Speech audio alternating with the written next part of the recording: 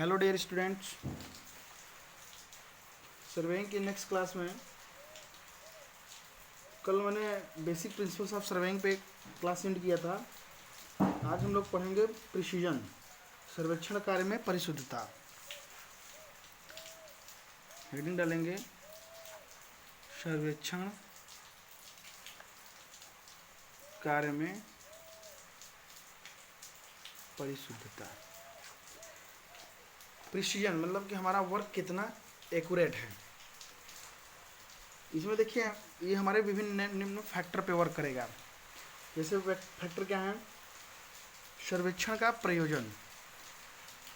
पहला क्या है? सर्वेक्षण का प्रयोजन, या हम ये है किस लिए कर रहे हैं, ये सर्वेक्षण कार्य जो हम लोग कर रहे हैं इसका क्या उद्देश्य है, क्यों कर रहे हैं, क्या काम है इसका। इसके लिए पहला हमें इसकी जानकारी होनी चाहिए। उसके हिसाब से हम लोग प्रिसीजन अपना लेके चलेंगे, कंसीडर करके चलेंगे। सेकंड है क्षेत्र का विस्तार तथा प्रकार।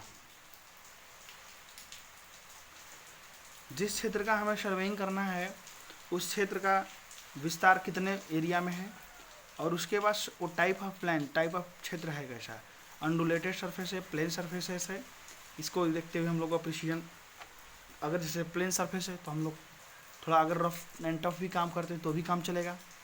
लेकिन अगर हमारा अनडुलेटेड सरफेस है यानी उबड़ खाबड़ ज़मीन है तो वहाँ पे हमें थोड़ा और एक्यूरेटली काम करना पड़ेगा। फिर थर्ड है उपकरणों की उपलब्धता।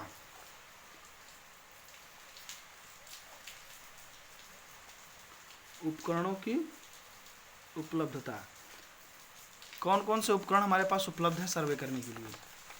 पता चला हमें सर्वे करना है, जरीब सर्वेक्षण करना है, जरीब हमारे पास है ही नहीं। फिर हम क्या कर रहे हैं, कोई लट्ठा लेकर के लकड़ी उकड़ी से लेकर मेजर करना शुरू कर दिया, रस्सी से लेकर शुरू कर दिया, तो वो एक्यूरेसी तो नहीं रह जाएगी ना। तो हमारे पास उपकरण की कौन कौन सी उपलब्धता है उसके पर भी डिपेंड करेगा हमारा प्रिसीजन। नेक्स्ट है कार्य करने के लिए समय तथा धन की उपलब्धता। कार्य करने के लिए समय तथा धन की उपलब्धता।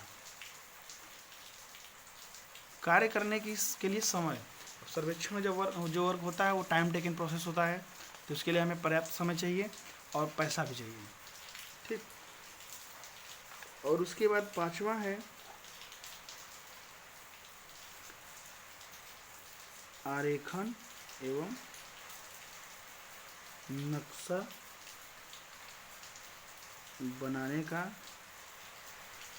पैमाना। ठीक है, स्केल। जब हमें सर्वे करने के बाद जो हमें ड्राइंग शीट उतारना होगा उसके लिए हमें पैमाने की ज़रूरत होगी। अब पैमाना लेने में भी एक्यूरेसी हमें देखनी है, क्योंकि पैमाने से ही एक्यूरेसी हमारी मेजरमेंट कर आएगी उसमें ड्राइंग शीट में। ठीक है, क्या कहते हैं, क्षेत्र में मेजरमेंट करें कुछ और, स्केल पे बदल करके ड्राइंग शीट में मेंशन करें कुछ और, तो वहाँ भी हमारी एक्यूरेसी ख़त्म हो जाएगी। इतनी बात होती है। तो बोलता है कि ये जो ऊपर हमने 5 पॉइंट दिए, इन्हीं पांचों पॉइंट को ध्यान में रखते हुए हमें वर्क को आगे बढ़ाना होता है। ठीक है, क्योंकि हमारे लिए वहाँ पे 1-1 mm 1-1 सेंटीमीटर तक का महत्व होता है। उतने की गड़बड़ी अगर आने लगती है तो फिर हमारा प्रोजेक्ट में ढेर सारी फिर गड़बड़ी आने लगेगी। अब ये भी बात आती है कि अधिक परिशुद्धता का मतलब, अगर मोर एक्यूरेटिव का ये भी मतलब नहीं है कि आप ज़्यादा पैसा खर्चा करिए और ज़्यादा समय लीजिए। इसका ये मतलब नहीं है कि आप एक ही काम को कर रहे हैं तो एकदम ज़्यादा समय तक करिए या फिर उस पर ज़्यादा पैसा व्यय करिए, खर्च करिए। इससे भी नहीं मतलब होता है।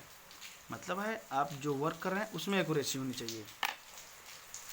ठीक है, एक अच्छा सर्वेयर वही कहलाएगा जो कम समय में और कम पैसे में सर्वेक्षण कार्य को अधिक परिशुद्धता तक कर सके या प्राप्त कर सके। ठीक है, क्या बोला गया है, एक अच्छा सर्वेयर या सर्वेक्षक वही कहलाएगा जो कम पैसे में और कम समय में अधिक परिशुद्धता से काम करेगा। ठीक है, यानी आपको ध्यान देना है कि जो भी वर्क हो तो आपका टाइम टेकन जो हो वो कम हो, लेस टाइम टेकन और लेस मनी, ठीक है, लेस मनी कंज्यूम, कम पैसा खर्च हो और टाइम टेकन भी कम हो, दोनों, ठीक है। और उसके बाद वर्क जो होना चाहिए वो मोर प्रिसीजन होना चाहिए, मोर प्रिसीजन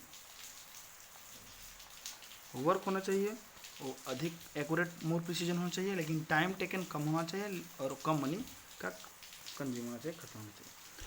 अब देखिए भाई, जो हम लोग काम कर रहे हैं तो प्रिसीजन मिलता कहाँ से, जब तक हमारे अंदर त्रुटि नहीं होती है। तो त्रुटि नहीं होगी तो मान लीजिए प्रिसाइज है, अच्छे से हुआ है, तो अब ये त्रुटि भी होनी जायज़ है। हमारा कुछ न किसी कारणों से एरर आते ही आते हैं, तो कितने टाइप के एरर होते हैं और क्यों आते हैं ये देखते हैं हम लोग अभी। तो हम लोग पढ़ते हैं एरर इन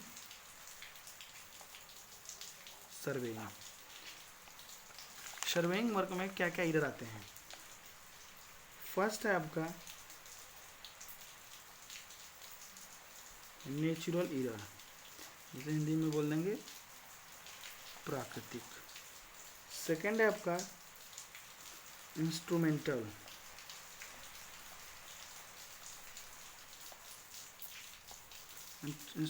एरर, यानी बोले तो उपकरण। थर्ड वन है पर्सनल एरर, यानी व्यक्तिगत। ये तीन तो आपके मेन ब्रॉड एरर हैं। पहला आपका है नेचुरल एरर। नेचुरल एरर में क्या है,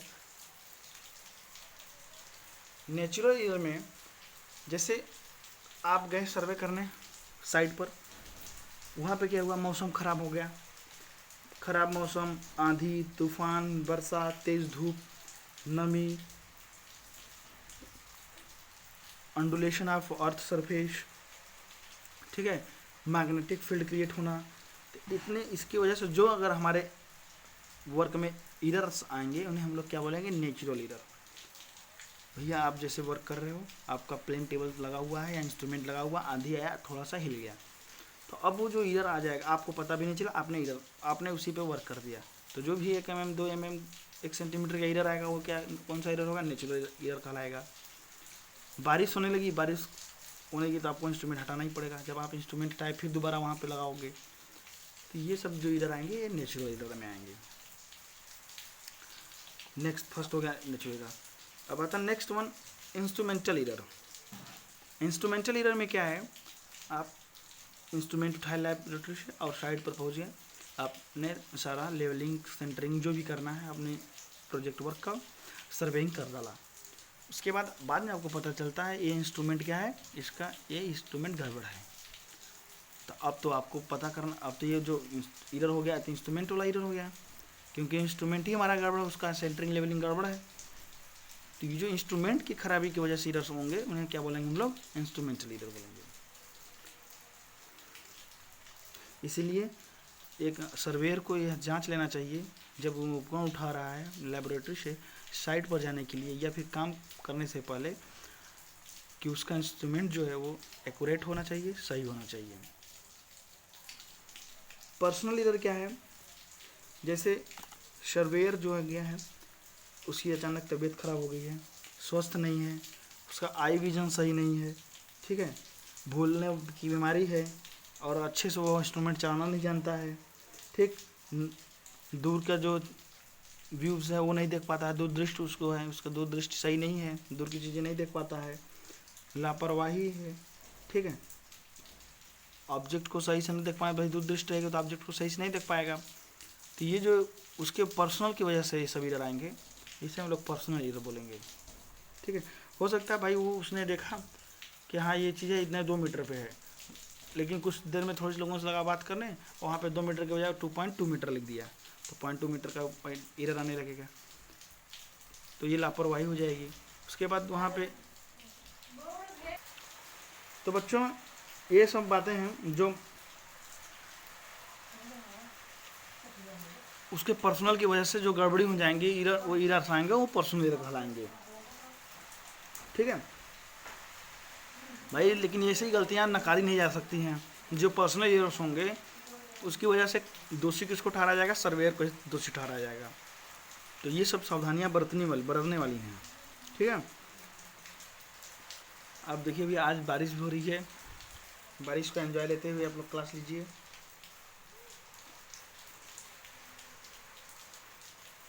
अब इसमें देखिए नेक्स्ट आप बना है आपका क्लासिफिकेशन ऑफ एरर, एरर का वर्गीकरण। पहला आता है आपका कुमुलेटिव एरर, नेक्स्ट वन है कंपनसेटिंग,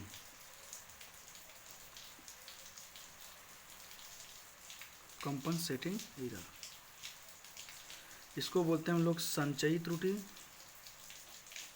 इसको बोलते हैं प्रतिकारी। ठीक है, संचयी त्रुटि में क्या होता है? जो कम्युलेटिव है, संचयी त्रुटि एक ही दिशा में बढ़ती है और संचित होती रहती है। इस त्रुटि के कारण सर्वेक्षण कार्य के माप या तो वास्तविक माप से अधिक होते हैं अथवा कम होते हैं। देखिए जैसे आपका जो चैन है, जरीब सर्वेक्षण कर रहे हैं, ये 30 मीटर की जरीब है। ठीक, 30 मीटर की जरीब होती है, आपको मालूम है। अब इससे किसी चैन से तो नापने नहीं जाएंगे, मालूम है कि 30 मीटर की है तो है। लेकिन क्या होती है, कड़ी बड़ी होती है, इसमें बीच में लिंक होते हैं। अब लिंक एक दूसरे से कोई बीच में फंस गई, इसका जो एक्चुअल मेजरमेंट हो गया वो 29 मीटर का हो गया, 1 मीटर का वो बीच में गड़बड़ हो गया। अब जब आप मेजर करते जाओगे तो नोट डाउन तो करोगे, एक बार हुआ तो 30 मीटर, 2 बार नापे तो प्लस 30 मीटर, 3 बार नापे तो प्लस 30 मीटर, 4 नापे तो प्लस 30 मीटर, यानी आपका कुल हो गया 120 मीटर। लेकिन एक्चुअल में आएगा कितना? 29 प्लस 29 प्लस 29 प्लस 29, 4 बार में कम कर लेंगे 4 सेंटीमीटर, 4 मीटर, तो हो जाएगा 116 मीटर। ठीक, तो ये संचयी त्रुटि क्या है? एक बार अगर गड़बड़ हो गई, वो गड़बड़ लिंक है, तो वो बार बार आपका त्रुटि होता ही जाएगा, यानी वो इसमें कंबाइन होता जाएगा। जैसे 1 सेंटीमीटर इसमें तो 1 सेंटीमीटर, 2 सेंटीमीटर हो गया, फिर इसमें 1 सेंटीमीटर, 3 सेंटीमीटर हो गया, इसमें फिर 4, तो ये टोटल ऐड होती चली जाती है कम्युलेटिव से। तो इसमें यही बताया कम्युलेटिव में, संचयी व त्रुटि में, या तो जो दूरी या फिर जो भी मेजरमेंट होते हैं, माप होते हैं, या तो अधिक हो जाते हैं या फिर कम होते हैं। अधिक कैसे होंगे? देखिए जब ये कभी जोर से खींच गए होंगे तो लिंक जो गोल गोल से होते हैं चपटे हो जाएंगे, तो ये बढ़ के लिंक 31 मीटर की हो जाएगी। तो 31 मीटर की होगी तो 4 मीटर, 4 बार नापेंगे 4 मीटर बढ़ जाएगा, तो 124 मीटर हो जाएगा। तो इसमें ये बताया गया कि एरर में ये संचयी होते हैं, या तो घट सकते हैं या तो बढ़ सकते हैं। जो त्रुटि किसी माप को वास्तविक माप से बढ़ा दे उसे धनात्मक त्रुटि, और जो त्रुटि उसके वास्तविक माप से उसको घटा दे उसे ऋणात्मक त्रुटि बोलते हैं। ठीक है, तो जितनी बार हमारा चेंज आएगा या जितनी बार हमारा इंस्ट्रूमेंट से वो काम बार बार होगा, जितनी बार होगा उतने ही बार इसमें एरर्स क्रिएट होंगे। अब प्रतिकारी त्रुटि, कंपनसेटिंग एरर में देखते हैं क्या होता है। इसमें देखिए होता क्या है, एक जगह जैसे त्रुटि आ रही है, एक जगह लंबाई बढ़ रही है तो एक लंबाई घट रही है, तो दोनों क्या होते हैं, एक दूसरे को कंपनसेट कर देते हैं, ख़त्म कर देते हैं। देखिए इसमें बोला है, इस प्रकार की त्रुटि कभी एक दिशा में तो कभी दूसरी दिशा में घटती है और इस प्रकार एक दूसरे को स्वयं ही काटती रहती हैं। तो परिणाम स्वरूप प्रतिकारी त्रुटि का अंत में प्रभाव नगण्य हो जाता है। इसमें हमें कुछ नहीं करना है, ये अपने आप किसी साइड में इनकी लंबाई बढ़ती है, किसी साइड में इनकी लंबाई घटती रहती है, तो जिससे कि लास्ट में आते आते इनका इफेक्ट नगण्य, नेग्लिजिबल हो जाता है, इससे कोई दिक्कत हमें नहीं होती है। अब आता है permissible error.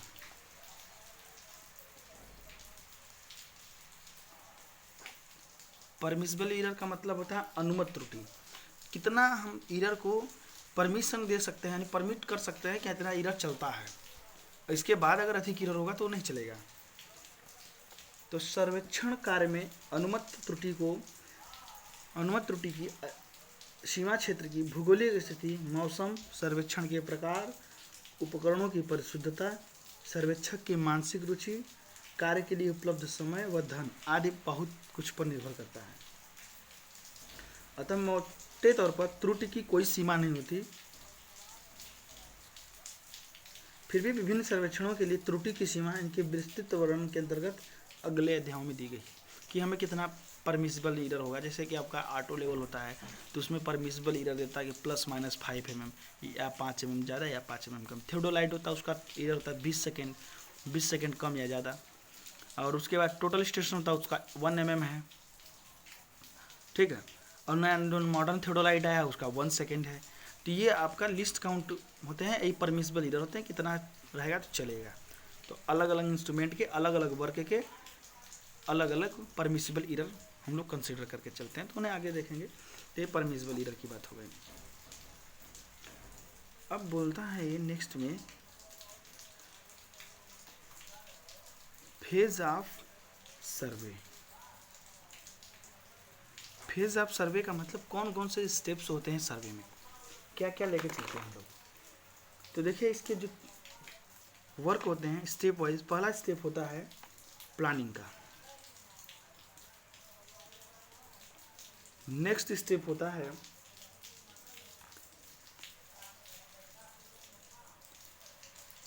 Care and adjustment of instrument. Care and adjustment of instrument. Third one है field work and observation.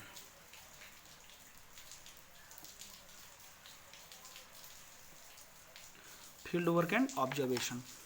And next one है फोर्थ एंड लास्ट है ऑफिस वर्क। देखिए अब 1 बाय 1 समझते हैं। आपको जैसे प्रोजेक्ट मिला, प्रोजेक्ट के बाद आपको उस साइड का सर्वे करना है। सर्वे करने के लिए भी आपको 4 स्टेप से गुजरना होगा। ऐसा नहीं है कि इंस्ट्रूमेंट उठाए चल दिए सर्वे करने के, ऐसा थोड़ी होगा। बात होती है अब सर्वे जैसे वर्क मिला आपको सर्वे करके लाना है, तो आप उसके लिए पहले प्लानिंग बनाएंगे, अपनी टीम तैयार करेंगे कि कितने इंस्ट्रूमेंट लगेंगे वहाँ पे और क्या क्या वर्क होंगे, कितने मेंबर चाहिए और कौन कौन से मेंबर क्या क्या वर्क करेंगे। पूरा प्लानिंग हो, कहाँ से कार्य को स्टार्ट करेंगे और कितने दिन में उसको हमें समाप्त करने का टारगेट भी रखना है, जिससे पैसा और समय दोनों बचे। ठीक है ना। दिन भर में गए 1 किलोमीटर का सर्वे करके लाए, कोई मतलब नहीं निकलेगा। ठीक है। तो आपको एक स्ट्रेटजी बनानी है कि हमें आज के समय में अगर मौसम सही है, मौसम में साथ दिया है, तो कम से कम 7 से 8 किलोमीटर का सर्वे कराना है। ठीक है। तो ये प्रॉपर प्लानिंग होनी चाहिए कि कौन टीम मेंबर कौन सा इंस्ट्रूमेंट ऑपरेट करेगा, कौन नोट डाउन करेगा, कौन ड्राइंग शीट पे बनाएगा, कौन डिटेल बनेगा भरेगा, सारा काम प्लानिंग की तरफ। उसके बाद आता है सेकेंड में care and adjustment of instrument. अपने उपकरणों की देखभाल सही से करना है और उनका समायोजन। ठीक है। जैसे लेवलिंग हो गया, सेंटरिंग हो गया, ठीक, उनके रख रखाव हो गया, ये थोड़ा ध्यान देना है। अदरवाइज जैसे आपका साइट आपके ऑफिस से 10 किलोमीटर 20 किलोमीटर दूर है, आप व्हीकल से जाओगे तो ऐसा नहीं है कि उसको ऐसे तैसे रख दिया मशीन में, कहीं पे गाड़ी जा रही है जंप कर रही है, वहाँ मशीन आपका खटपुट करके टूट फूट जाए, फिर आप साइड पर गए पता चला इंस्ट्रूमेंट ही गड़बड़ निकल गया। ठीक है ना। तो इसका केयर एंड एडजस्टमेंट जो है वो प्रॉपर तरीके से होना चाहिए। फिर नेक्स्ट है फील्ड वर्क एंड ऑब्जर्वेशन। अब उसके बाद अपना फील्ड में अपना क्या करें, मशीन का सेटअप करिए और अपना ऑब्जर्वेशन लेना शुरू करिए, ड्राइंग शीट भरना शुरू करिए, जितने भी डाटा बुक्स हैं अपना तैयार करिए। ये फील्ड वर्क हो गया। फील्ड वर्क के बाद आपको ऑफिस वर्क करना होगा। ऑफिस वर्क में जैसे कि हमें रोड का सर्वे जब करना है, ठीक है, जब रोड का सर्वे करना है तो रोड में ज़मीन आपकी ऐसे से अनडुलेटेड सरफेस मिलेगी। रोड का लेवल हमें बनाना है, ये लेवल बनाना है। ठीक है। तो हमें भैया जब हमने सर्वे किया तो यहाँ पाया कि ये चीज़ें जो हैं ये तो खाली हैं, यहाँ पे मिट्टी भरनी पड़ेगी और ये जो जगह है ये ज़मीन सब रोड लेवल से ऊपर जा रही, तो इन्हें क्या करनी पड़ेगी, कटिंग करनी पड़ेगी और इन्हें क्या करना पड़ेगा, फिलिंग करना पड़ेगा। तो इतना तो हम वहाँ पे जान गए, लेकिन कितना कितना करना पड़ेगा, कितनी क्वांटिटी करनी पड़ेगी, ये तो हमें कैलकुलेशन करना होगा, तो ऑफिस में बैठ के करना है। तो ये भी देखना है कि ये कटिंग करने में कितनी क्वांटिटी की मिट्टी यहाँ पे निकल रही है, और इतने ही रिक्वायरमेंट अगर यहाँ पे भी हो रही है तो इस मिट्टी को इसमें फिलअप कर देंगे, या फिर कम पड़ रही है और अधिक लाएंगे, या ये अगर मिट्टी अधिक पड़े तो इसको यहाँ पे रखेंगे, कुछ बाकी को आगे के लिए बचा के रखेंगे। तो ये सारे डिटेल्स या डाटा कैलकुलेशन से हम लोग कहाँ करेंगे, ऑफिस में करेंगे। ऐसा नहीं है कि हम लोग वहीं धूप में बैठ के खड़ा होकर के लगेंगे करने। तो ये सबका है, हर एक का स्टेप है, स्टेप वाइज चलेंगे, स्टेप वाइज अपना काम करेंगे। अब आता है precaution and handling survey instrument.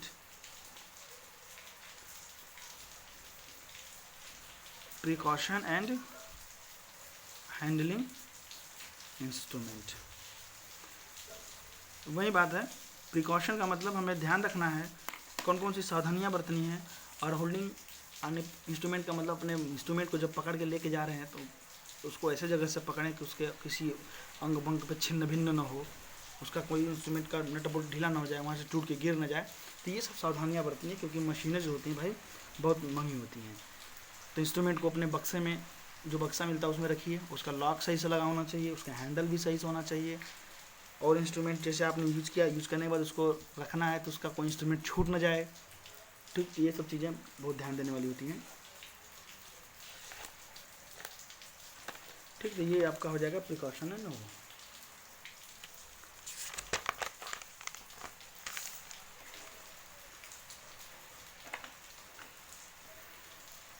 अब आता है सर्वेक्षक का कार्य। एक सर्वेयर का वर्क क्या क्या होता है। तो भैया इसमें है, चुस्त दुरुस्त श्रमी बन कार्य तेरा महान, उबड़ खाबड़ है धरती लो इसकी पहचान। यानी सर्वेयन करने के लिए चुस्त दुरुस्त आदमी चाहिए, ढीले ढाले नहीं, और स्वस्थ होना जरूरी है, और इनका कार्य भी महान होता ही है। उबड़ खाबड़ जमीन हो भी होती है, फिर भी उसको अच्छे से मेजरमेंट कर लेते हैं, नाप लेते हैं, और उसके बाद कोई दिक्कत नहीं होती है। तो एक सर्वेक्षक बनने के लिए आपका स्वस्थ होना भी शरीर सही है, और चुस्त दुरुस्त और परिश्रमी होना चाहिए। देखिए सर्वेक्षण का कार्य दो भागों में बांटा गया है। एक तो होता है ऑब्जर्वर, जो मशीन इंस्ट्रूमेंट को चलाएगा, ऑब्जर्व करेगा, और नेक्स्ट पार्ट वाले होते हैं maintenance and adjustment of survey instrument. वो होते हैं, वो आपके इंस्ट्रूमेंट का क्या करते हैं, उसको हैंडलिंग करते हैं, ले जाते हैं, और उसका रख रखाव करते हैं, प्रॉपर एडजस्टमेंट करते हैं। ठीक है, तो दो हो गए। अब इसमें देखिए सर्वेक्षण का जो कार्य होता है ऑब्जर्वेशन वाला, उसके अंदर भी कई वर्क हैं। जैसे हो गया क्षेत्र कार्य, फील्ड वर्क। एक सर्वेक्षक को क्षेत्र में जाकर विभिन्न सर्वेक्षण उपकरणों की सहायता से रैखिक व कोणीय पैमाइशें लेनी पड़ती हैं, और उन्हें क्षेत्र पंजी फील्ड बुक में ध्यानपूर्वक दर्ज करना होता है। फिर आता है मैपिंग। चलो मैं लिख देता हूँ, है ना। पहला जैसे क्या है, हेडिंग डाल देता हूँ, वर्क ऑफ सर्वेयर। तो पहला आपका फील्ड वर्क। फील्ड वर्क में क्या करेगा, वो जाकर के इंस्ट्रूमेंट को ऑपरेट करेगा, ऑब्जर्वेशन लेगा, जो भी चीज़ें होंगी उसको फील्ड बुक में रिकॉर्ड करेगा। फिर सेकंड वन होता है मैपिंग, नक्शा बनाना। जो भी चीज़ें उसने फील्ड वर्क में की हैं उसका आकर के ऑफिस में उसका मैप बनाएगा, और सारी चीज़ का डिटेल फिलअप करेगा। फिर आता है नेक्स्ट वन कंप्यूटेशन। कंप्यूटेशन में क्या होता है, हमने बताया ना कि जो कटिंग फिलिंग की मिट्टी होती है, क्वांटिटी निकालना। ठीक, वो क्वांटिटी को निकालने को क्या बोलते हैं, कंप्यूटेशन बोलते हैं। क्षेत्रफल निकालना, आयतन निकालना, ये सब चीज़ें कंप्यूटेशन के अंतर्गत आएगी। ठीक है, तो पहला वर्क हो गया। दूसरा वर्क जो टीम बी के मेंबर होते हैं, वो उपकरणों की देखभाल करते हैं। उपकरणों की देखभाल व रख रखाव, ये काम करेंगे।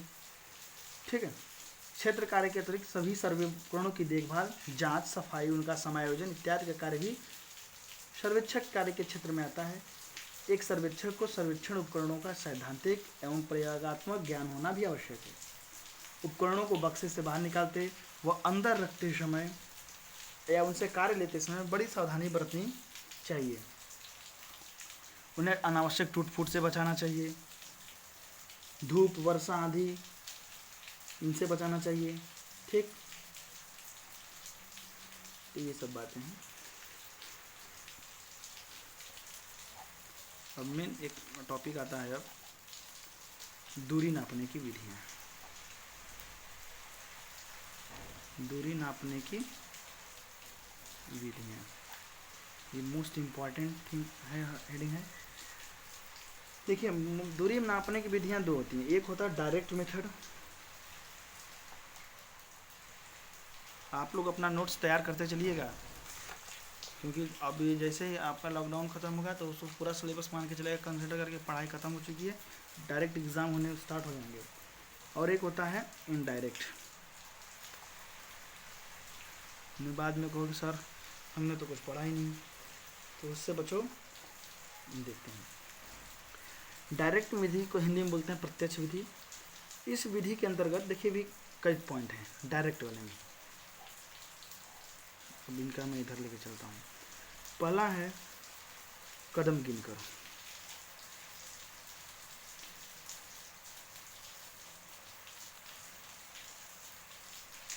कदम गिनकर, इसे बोलते हैं हम लोग पेसिंग।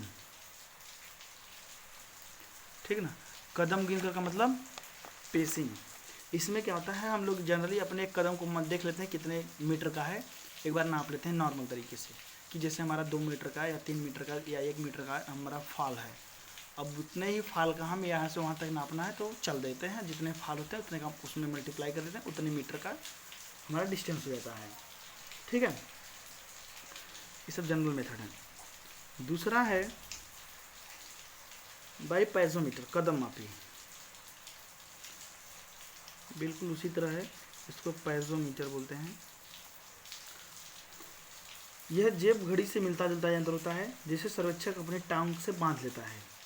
सर्वेक्षक जब चलता है तो उसके टांगों के चलने पर कदमों की संख्या यंत्र के डायल गेज पर आ जाती है, और जिसे एक कदम की अनुमानित लंबाई से गुणा करके दूरी ज्ञात कर लेती है। वही मेथड है, उसमें कदम को अपने से गिनना पड़ता था, इसमें कदम को गिनने के लिए डायल गेज लगा हुआ है।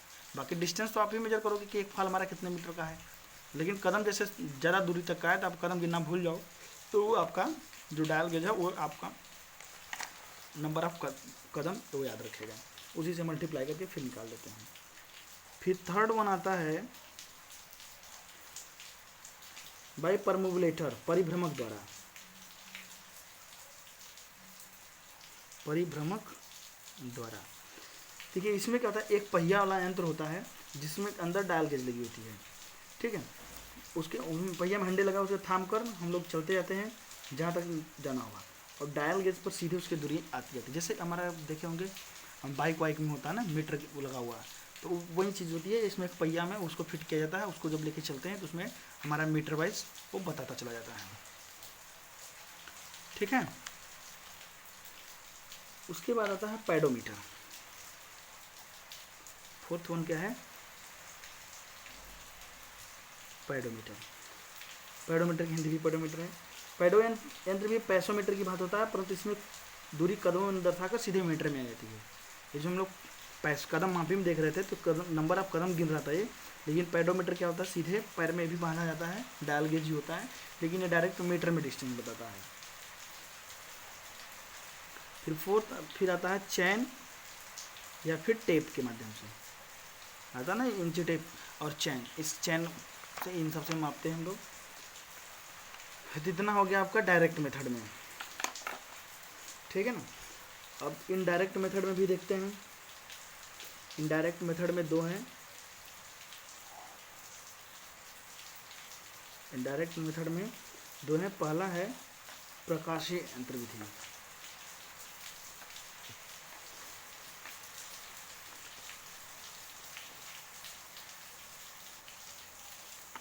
प्रकाशीय यंत्र विधि, दोनों का नाम लिखता हूँ फिर उसका समझाता हूँ। फिर होता है विद्युत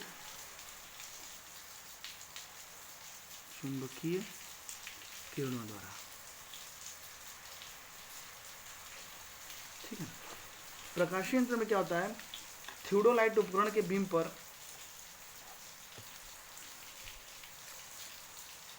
थियोडोलाइट उपकरण के बीम पर स्टेडिया रेखाएं बनी रहती हैं, जिनकी सहायता से दो स्टेशनों के मध्य सीधी दूरी बगैर भूमि नापने के ज्ञात की जाती है।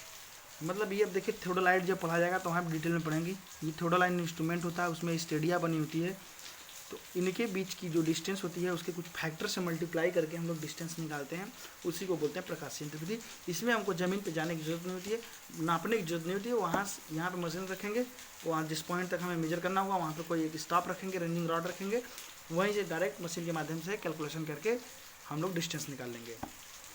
विद्युत चुंबकीय किरणों द्वारा इस आधार पर दो प्रकार के उपकरण बनाए गए हैं। पहला है विद्युत प्रकाशीय उपकरण, में प्रकाश की किरणों के द्वारा दूरी नापी जाती है।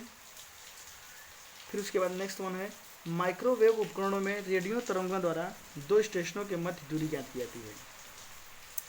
ये दोनों भाई अति प्रसिद्ध विधियां हैं जो उच्च सर्वेक्षण में काम आती हैं, जो जहाँ हैवी कंस्ट्रक्शन वर्क होने होते हैं वहाँ पे काम करते हैं, क्योंकि इसमें धन का व्यय ज़्यादा होता है, पैसा ज़्यादा खर्च होता है। ठीक है, जहाँ पे हमें नॉर्मल वर्क करने हैं हम लोग डायरेक्ट मेथड का यूज़ करेंगे, जो डायरेक्ट नाप करके होता है। ठीक है, फिर अब अगली क्लास में हम लोग आगे के चैप्टर्स आगे के टॉपिक्स देखेंगे। अभी तक के लिए इतना ही। बाय बाय, धन्यवाद।